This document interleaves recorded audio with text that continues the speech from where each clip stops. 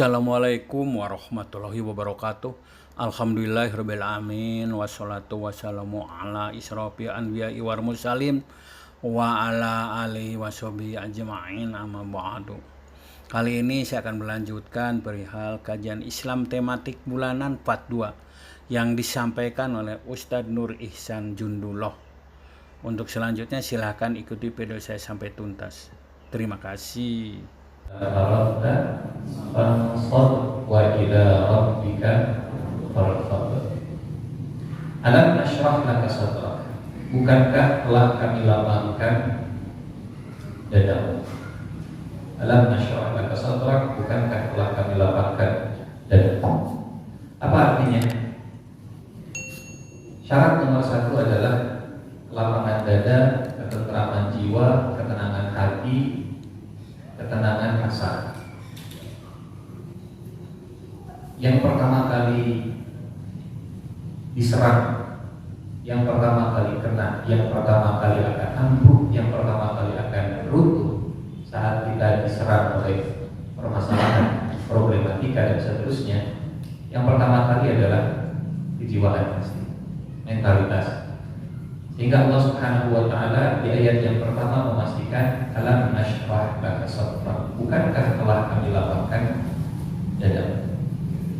Kelapangan dada menjadi syarat nomor 1 untuk meraih janji dari Allah, fa inna ma'al usri yusra, inna ma'al usri yusra. Bapak Ibu, masalah yang kecil biasanya akan terasa membesar ketika dadanya juga sedang terasa sempit. Masalah yang besar akan terasa lebih mudah, bukan masalahnya jadi kecil. Masalah yang besar akan terasa lebih mudah untuk ditemukan solusinya atau ditemukan jalan keluarnya saat kita bisa menjaga kelapangan dada kita. Alam nashrah laka sadrak. Hingga Rasulullah SAW mengajarkan setiap pagi dan sore hari kita berlindung dari segala sesuatu yang bisa mencabut kebahagiaan dari diri kita. Kita diajarkan oleh Rasulullah SAW setiap pagi itu berlindung dari kegalauan dan kesedihan. Allahumma inni a'udzubika minal hammi wal hazan. Aku berlindung dari kegalauan dan kesedihan. Mungkin di sini ada yang latar belakangnya psikologi. Kalau saya dikoreksi kalau saya salah. Katanya ada yang namanya mental mind travel. Mental mind travel. Orangnya di sini, tapi mental, jiwa, pikiran, hatinya mungkin dia terseret terombang-ambing dengan pikiran dan kenangan trauma masa lalu, atau dia sedang terbang ke masa depan, bergerak ke masa depan, kemudian memikirkan kejadian yang belum tentu bakal terjadi, akhirnya memikirkan masa depan yang belum terjadi, jadi galau, mengingat masa lalu yang sudah berlalu, jadi depresi. Dua hal ini yang terkait dengan mental yang melakukan perjalanan waktu. Fisiknya ada di sini, mentalnya entah ada di mana. Yang pertama, kalau ke depan jadi galau, ke masa depan yang belum tentu kejadian jadi galau. Yang kedua, terbang ke masa lalu, balik lagi ke masa lalu, teringat dengan kenangan masa lalu yang sendu, yang dan seterusnya, yang sulit, masa lalu yang sulit. Akhirnya yang jadi korban hari ini, yang jadi korban hari ini. Sehingga Rasulullah mengajarkan kepada kita, Allahumma inni a'udzubika minal hammi wal hazan. Ya Allah, aku berlindung kepadamu dari segala sesuatu yang bisa mencabut kebahagiaan, kelapangan, ketentraman jiwa berupa kegalauan pikiran masa depan yang belum tentu bakal kejadian, atau pikiran masa lalu yang terus menggelayuti kalbu yang membuat kita menjadi sedih, depresi, tertekan dan seterusnya. Apa dampaknya kalau kita tidak bisa berlindung dari dua hal ini, dari galau dan dari sedih, dari ham dan dari hazan? Maka yang ketiga, wa a'udzubika minal ajzi, merasa tidak berdaya, merasa lemah. Ada orang pintar tapi sedang galau, tak kelihatan pintarnya. Ada orang punya potensi tapi sedang trauma, depresi, masa lalu, tak kelihatan potensinya. Sebaliknya, ada orang yang sakit fisiknya, tapi gembira hatinya, nggak kelihatan kayak orang sakit. Allahumma inni a'udzubika minal hammi wal hazan wa a'udzubika minal ajz. Kenapa ada orang merasa tidak berdaya? Bukan fisiknya yang tidak berdaya, tapi boleh jadi mentalnya yang sedang melakukan perjalanan waktu, entah ke depan atau ke belakang. Dan kalau ajz ini tidak segera diobati, tidak segera ditaubati, maka akan berdampak kepada penyakit berikutnya. Allahumma inni a'udzubika minal hammi wal hazan wa a'udzubika minal ajzi wal kasal. Malas. Kenapa muncul kemalasan? Karena boleh jadi lahir dari perasaan tidak berdaya. Aku mah apa aku hanya bubuk raminan di kalian membuat dioplos dengan opak dan seterusnya. Muncul ekspresi-ekspresi merasa tidak berdaya, kemudian yang tadinya diharapkan generasi perubahan akhirnya jadi generasi perubahan. Malas, mager dan seterusnya boleh jadi muncul dari perasaan tidak berdaya tadi. Ajiz menyebabkan kasal. Kalau sudah kasal dan tidak segera diobati, penyakit yang berikutnya muncul, wa a'udzubika minal jubni. Jubn artinya pengecut. Kenapa pengecut? Karena malas. Dari malas, nah kalau kita istilahnya ada ya, orang yang tidak mau meninggalkan malasnya, pasti dia tidak akan berani bertaruh untuk menghadapi realitanya. Dari ajiz jadi kasal. Kalau sudah kasal, kalau sudah malas, penyakit yang berikutnya yang akan muncul kalau tidak segera ditaubati, wa a'udzubika minal ajzi wal kasal wa a'udzubika minal jubni wal bukhl. Kalau sudah malas, yang berikutnya adalah pengecut. Kalau sudah pengecut dan tidak berani mengambil tantangan, yang muncul berikutnya adalah bukhl, pelit, korek, kedekut, tergesa untuk kasiran dan seterusnya. Bakhil. Dan kalau sudah bakhil, maka yang berikutnya wa a'udzubika min ghalabatid dain. Allah akan lilit dia dengan hutang. Bukan tidak boleh punya hutang, tapi jangan sampai terlilit oleh hutang. Kalau berhutang sah-sah saja, boleh-boleh saja. Toh Rasulullah juga pernah berhutang dan berhutangnya ke orang Yahudi bahkan. Kenapa Rasulullah berhutangnya ke orang Yahudi? Karena kalau berhutangnya ke sahabat, sahabatnya gak enak. Ya Rasulullah, ini banget soal yang ada, nggak usah dibayar. Berhutang ke orang Yahudi Rasulullah biasa. Bahkan di dalam Al-Quran pun Allah mengatur ayat tentang hutang. Tapi yang harus dihindari adalah ghalabatid dain, terlilit oleh hutang. Mungkin kalau sekarang ada hitungannya, hutang tidak boleh lebih dari 30% pemasukan dan seterusnya lah, supaya tidak memberatkan. Kalau sudah terlilit oleh hutang, yang muncul pasti terintimidasi oleh orang. Kalau sekarang istilahnya apa? Jebakan hutang. Itu menyebabkan orang tersebut tidak bisa merdeka, memiliki keleluasaan, kemandirian dan seterusnya. Kalau sudah kena debt trap, sudah susah untuk tidak terintimidasi, sudah susah untuk tidak dikendalikan oleh pihak lain.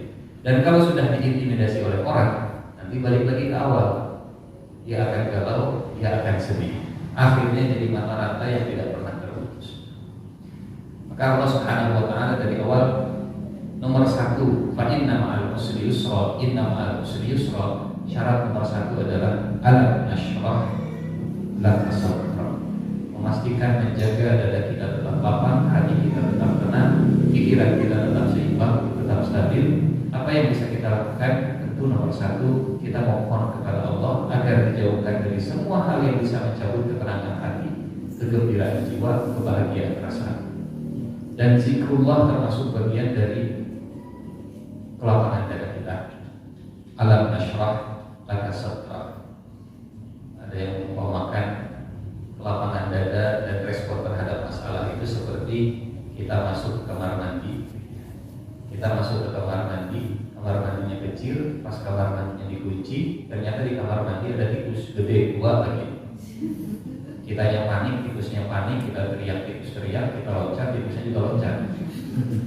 Tapi kalau kita melihat tikus yang sama, ukurannya sama, jumlahnya sama, tapi di tempat yang lebih luas dari kamar mandi tadi, di lapangan bola misalnya, atau di jalan raya, tikusnya sama, jumlahnya sama, respon kita juga pasti akan berbeda kalau tempat saat kita menerima masalah lebih luas dari biasanya. Segelas air kalau diisi dicampur dengan sesendok garam asin. Tapi kalau sesendok garam dicampur dengan segalon air asin juga, karena airnya sedikit lagi. Kalau saja asin. Ya, alam nashrah laka sadrak. Masalahnya sama, tapi dadanya lebih lapang, maka kemudahannya pun akan lebih cepat datang. Masalahnya kecil, hatinya sempit, masalah terasa besar. Masalah besar, dadanya lapang, insya Allah Allah pun akan membantu memberikan kemudahan. Nomor satu, alam nashrah laka sadrak. Yang kedua, alam nashrah laka sadraka wa wada'na anka wizraka alladhi anqadha dhahrak. Dan kami telah menyingkirkan, kami telah melepaskan beban yang memberatkan pundakmu. Wa wada'na anka wizraka alladhi anqadha dhahrak. Kalau kita buka tafsirnya, kata para ulama, yang dimaksud dengan beban yang memberatkan pundak adalah dosa-dosa. Dosa yang memberatkan beban kita. Bapak Ibu jemaah yang dirahmati Allah Subhanahu wa taala. Fa inna ma'al usri yusra, inna ma'al usri yusra, artinya itu kalau diilustrasikan, ini kesulitan, ini dua kemudahan. Kata Allah, fa inna ma'al usri yusra, inna ma'al usri yusra. Setiap satu kesulitan yang kami turunkan, bersama dengannya dua kemudahan akan menyertai. Punten, kenapa yang sulit turun duluan, tapi solusi dan kemudahannya seringkali turun belakangan? Yang jadi pertanyaan, apa yang menghalangi kemudahan sehingga tidak turun bersamaan? Dari Allahnya sudah dirilis, dari Allahnya sudah dikirim, dari Allahnya sudah diturunkan, dari Allahnya bersamaan, tapi sampai ke manusianya kenapa tidak bersamaan? Apa yang menghalangi kemudahan sehingga tidak turun bersamaan dengan kesulitan? Dosa. Salah satunya dosa. Salah satunya dosa. Usia 4 bulan sebelum kita lahir, rezeki itu sudah dikirim oleh Allah, sudah dijatah oleh Allah Subhanahu wa taala, sudah dirilis, sudah dikirim oleh Allah. Lalu kenapa kalau rezeki sudah dijatah, seringkali ada seperti ada yang menghambat rezeki kita sehingga rezeki itu seperti tidak datang kepada kita. Bukan Allah tidak kasih rezekinya, bukan Allah tidak menjatah rezekinya, tapi ada sesuatu yang menghalangi rezekinya untuk sampai kepada kita. Karena solusi kemudahan itu juga bagian dari rezeki. Jadi yang salah bukan janjinya, yang salah bukan firman-Nya, tapi yang bermasalah ada yang menghalangi dua kemudahannya.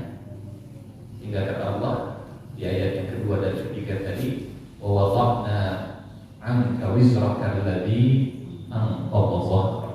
Dan kami telah singkirkan beban yang memberatkan pundakmu, dosa-dosa yang memberatkan pundak. Itu sebabnya di surat yang lain, di ayat yang lain, istighfar itu dampaknya begitu luar biasa terhadap rezeki dan kemudahan. Sebutlah misal dalam surat Nuh, dalam surat Imam Hasan al-Basri, beliau ditanya oleh salah seorang muridnya, wahai Imam, kami di kampung halaman sudah lama bercocok tanam tapi tidak pernah bisa panen. Apa yang harus kami lakukan supaya kami bisa panen? Apa yang bisa kami lakukan supaya hujan turun, supaya kami bisa panen? Kata Hasan al-Basri, suruh seluruh kampungmu untuk beristighfar, minta ampun kepada Allah. Suruh semuanya untuk taubat. Datang murid yang kedua, konsultasi lagi, wahai Imam, saya sudah lama berbisnis, tapi kok bangkrut terus, tak pernah untung. Apa yang harus saya lakukan supaya harta saya melimpah? Kata Hasan Al-Basri, perbanyak beristighfar, minta ampun kepada Allah, segera bertobat, insya Allah ada solusinya. Tapi terus bisnisnya, gitu ya, bukan hanya istighfar, tapi bisnisnya ditinggalkan. Yang ketiga, ada lagi yang konsultasi. Wahai imam, saya sudah lama berumah tangga, tapi Allah masih belum menitipkan amanah keluarga, keturunan. Apa yang harus saya lakukan? Kata Hasan Al-Basri, perbanyak istighfar dan taubat, maka Allah akan memberikan kepada engkau. Ada asistennya yang kemudian bertanya, wahai imam, 3 murid, 3 masalah, tapi solusinya satu. Solusinya satu. Kata Imam Hasan Al-Basri begini, ama qara'ta qaulallahi azza wa jalla, tidakkah kau membaca firman Allah Subhanahu wa taala, faqul tastaghfiru rabbakum innahu kana ghaffara yursilis samaa'a 'alaikum midrara wa yumdidukum bi amwalin wa banin wa yaj'al lakum jannatin wa yaj'al lakum anhar. Kata Nabi Nuh kepada kaumnya, istighfarlah kalian semua karena Allah itu Maha Pengampun. Kelak Allah akan menurunkan hujan yang melebat untuk kalian semua. Bapak Ibu, ini firman Allah, salah satu yang mempengaruhi curah hujan itu istighfar hamba-hambanya di muka bumi. Tapi kalau BMKG mengumumkan sore hari ini diperkirakan Kota Bandung akan turun hujan dengan lebat, karena berdasarkan pantauan kami di Kota Bandung banyak yang sedang beristighfar, pasti diseri-serikan. Apa hubungannya antara istighfar dengan curah hujan? Padahal yang menurunkan hujan, yang memerintahkan kita untuk beristighfar. Mungkin kalau kaji dari sisi ilmiahnya sulit kita untuk menemukan korelasi antara istighfar dengan curah hujan. Tapi yang memerintahkan istighfar adalah yang menurunkan air hujan. Yursilis samaa'a 'alaikum midrara, Allah akan menurunkan hujan dengan sangat lebat. Wa yumdidukum bi amwal, Allah akan melimpahkan kalian harta. Wa banin, Allah akan memberikan kepada kalian keturunan, dan seterusnya dan seterusnya. Bisa dilihat di surat. Jadi yang kedua, syarat dan ketentuan fa inna ma'al usri yusra, inna ma'al usri yusra adalah memperbaiki diri kita, memperbanyak taubat, memperbanyak istighfar, bukan kemudahannya yang belum turun dari Allah, tapi dosa kitanya yang boleh jadi menghalangi turunnya kemudahan dari Allah tersebut. Yang ketiga, alam nashrah laka sadrak wa wada'na 'anka wizrak alladhi anqadha dhahrak wa rafa'na laka dzikrak. Wa rafa'na, dan kami angkat laka untukmu zikraka, sebutan bagi Bapak dan Ibu yang masih ada di Iman, walaupun ayat ini tidak punya Nabi Muhammad SAW, tapi Al-Quran bukan hanya untuk Nabi Muhammad, Al-Quran bukan hanya untuk para sahabat, Al-Quran juga berlaku untuk umat Nabi Muhammad sampai akhir zaman. Jadi walaupun walaupun ketika ini bicara tentang Nabi Muhammad SAW, sebagai umatnya juga kita punya bagian yang besar dari ayat Al-Quran. Yang ketiga, warfa'na laka dzikrak, dan kami telah angkat untukmu sebutan tentang. Apa hikmahnya untuk kita sebagai umat Nabi Muhammad SAW? Kalau tentang Nabi Muhammad, insya Allah sebutan Nabi Muhammad itu sangat tinggi, bahkan sejajar dengan Allah Subhanahu Wa Taala. Allah bukan sejajar, disebutkan berdampingan. Asyhadu an la ilaha illallah wa asyhadu anna Muhammadar Rasulullah, disebutkan berdampingan. Tapi untuk kita, apa makna warfa'na laka dzikrak? Kami mengangkat untukmu sebutan tentangmu. Maknanya untuk kita Bapak Ibu, kalau dengan istilah kekinian dan kedisinian, warfa'na laka dzikrak itu bisa dimaknai track record yang baik, reputasi yang terjaga, rekam jejak yang positif. Setiap orang mengingat kita, maka ingatannya itu yang baik-baik semua. Zikroka, ingatan tentangmu, sebutan tentangmu. Kalau orang menyebut nama kita, kalau orang mengingat diri kita, apa yang mereka ingat tentang kita? Yang positifnya atau yang negatifnya? Artinya, orang yang diingat dengan kebaikan, ketika dia menghadapi kesulitan, Allah akan jamin, Allah janji dia akan mendapatkan dua kemudahan dibandingkan dengan orang yang tidak bisa menjaga atau yang tidak bisa memastikan reputasinya itu positif. Contoh misalnya, ini ilustrasi. Kita sampai subuh kan? Contoh misalnya, ini contoh, saya pinjam uang ke Pak Ustadz Rid misalnya. Ustadz, punten, saya boleh pinjam nggak?